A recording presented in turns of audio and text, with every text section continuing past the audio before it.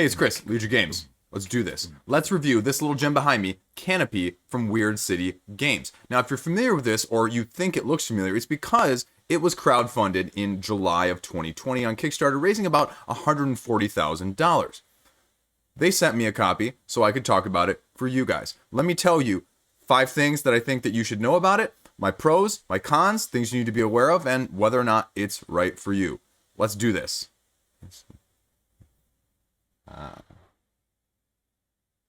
Now, let's just go over to the Kickstarter page for a second, because it does a great visual so you can see a little bit of what it entails without me having to like try and hold up everything in view for you and kind of doing all that fancy stuff, because that's, you don't need to see that. So the gist of it is, this is a 1 to 2 player set collection-esque tableau card managing game. Definitely plays in under 30 minutes. Now it says 1 to 2 here. It actually plays 1 to 4, but I'll touch on that in a minute. Here you can kind of see the basic setup of what it entails. You're going to be building a forest down here. You're going to have plants, you're going to have animals, and you're going to have the trees that are going to be the center point of that, which you are going to score individually, but also at the end of the game, depending on how you do with them.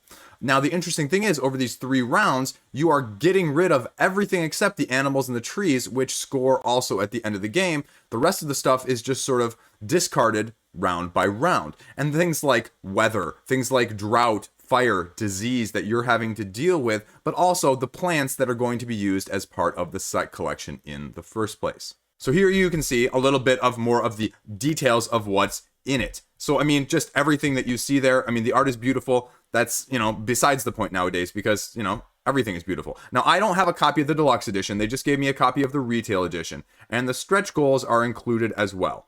So now that you got that visual out of the way, what do you need to know? Well, frankly speaking, I mean, here's the rules, right? This is it. So the first point right now is that it's quick and easy to play. Not only is it quick and easy to play, it's quick and easy to actually understand what you're doing. Not just, it's quick to get the rules overhead, because there are some games like that where the rules are straightforward, but whoa, once you get into it, holy cow, looking at you.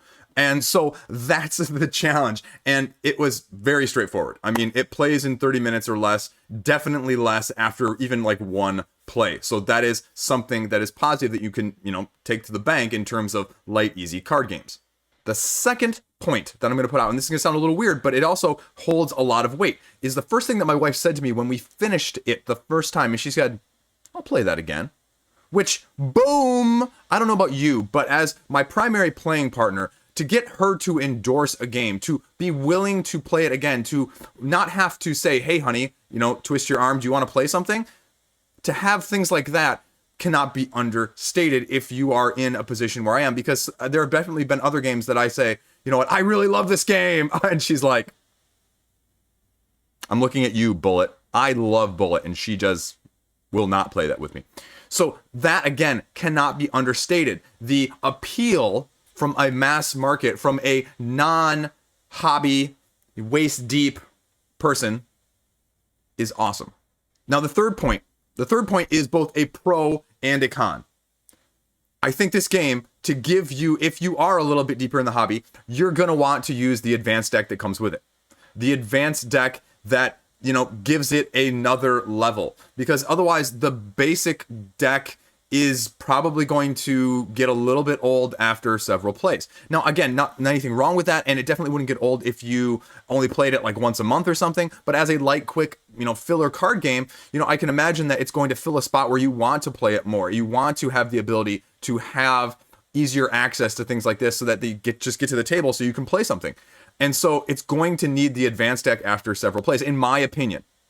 And that is a pro, because it gives it that next level, but it's also a con because without that advanced deck, I don't think it would have as much long-standing appeal to me without it.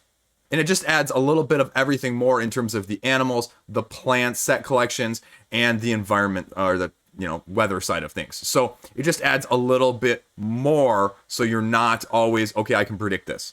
The next point you have to know, at least from my opinion, now on the Kickstarter page, you saw that it said 1 to 2. I'm going to tell you that the rules, there are a solo variant. There is also a 3 and 4 player variant. This is a 2-player game. This is a 2-player game in my opinion, and I have nothing wrong with the solo variant, but the 3 and 4 player game, it changes it enough that I do not often like 3 and 4 player variants in games that are really meant to be 1 or 2 players, because oftentimes it's this weird amalgam or this weird combination of teams that kind of goes back and forth and kind of works. And, you know, just for me, when I'm looking at this, this is a purely 2-player game. That is where you're going to get the most money. If you're looking at it from a solo side of things, you can kind of, if you're looking at it from a 3 or 4 player side of things, I'd go look elsewhere as a card management or a tableau management style game with set collection. But as a 2-player game, that is where it's going to be at the best player count. Now, if we go back over to the Kickstarter page here a second, this is the point I'm going to illustrate on this. And this is a number 1 con for me to tell you, that is. Because what you're doing is you're drawing blankly from a deck, then you're laying these cards out. And so then you get to slowly look at these piles to see what's there. But there's no way of mitigating, right? So you're just randomly drawing, randomly pulling down in that sense. So you can't mitigate. It's a little bit of pressure luck because you have to know what's there. You have to remember what's there and whether or not you want it, or you're going to go and press your luck onto the next pile. But again, it's totally random. It's a big stack of cards and you're just having to choose and shuffle up and see what falls your way. And you can get things like where certain cards just won't show up in certain seasons, and you could be SOL from that side of things. I mean, we had a game early on that just had canopies not be available in the 3rd season at all. So if you had a tree that was not knowing going into the 3rd season, the final round, you were screwed. I mean, that was the difference between it, but it wasn't clear. And so you just have to know. And again, from that side of things, there's a little bit of potential card counting, but they also mitigate that by making you remove 10 cards at the beginning of the game. So you can't exactly card count. The other big con is just along those same lines. If you are a deck counter, if you are one of those people who has a really good memory of saying, okay, there's this many of this, there's this many of this, there's this many of this, we've seen this many of this, well, then you're going to have a distinct advantage over someone else. And if you go up against somebody else who just kind of like is me and like, I don't know what's left, this is just fun, I'm just kind of playing, it's going to be a lopsided game. There's not a good way to balance it from that, because it gives you a little bit of indication of how many there are within the deck as a whole as well. So again, just something to be aware of in terms of balancing. So what do I think of it? I mean, this is probably, again, the biggest pro and con at the same time. I think it's solid, but I don't think it's anything spectacular. I think it's a nice filler for 2 players with a card management, tree, eco-friendly aesthetic. But it's also nothing I've never seen or something that is doing it completely uniquely or completely differently. Now, I like the little bit of pressure luck in the middle where if you don't grab that pile, you have to add a card there to make it appealing, more appealing to the next person. I think that is a little bit more ingenious, and I would like to see that mechanic copied over in other games. Sort of like you see it with Century or Century Golem, where you pass on the card and you have to put a gem down across. It sort of reminds me of that, and I like that mechanic, but at the same time, it's also easily just to kind of get, by it. You really don't have any control over it sometimes, and I think that would really happen in a 3 or 4 player game, and that's why I really think that the 2 player count is by far the best.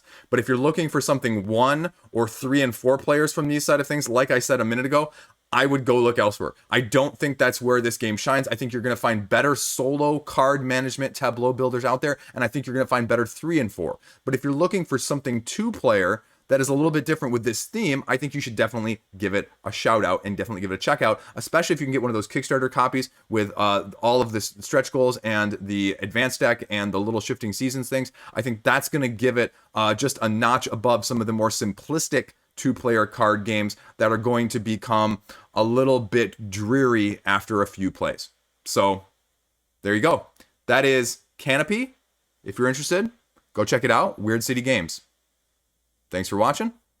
Hope you enjoyed it. Stay classy. Throw me a sub if you want. I'll see you around.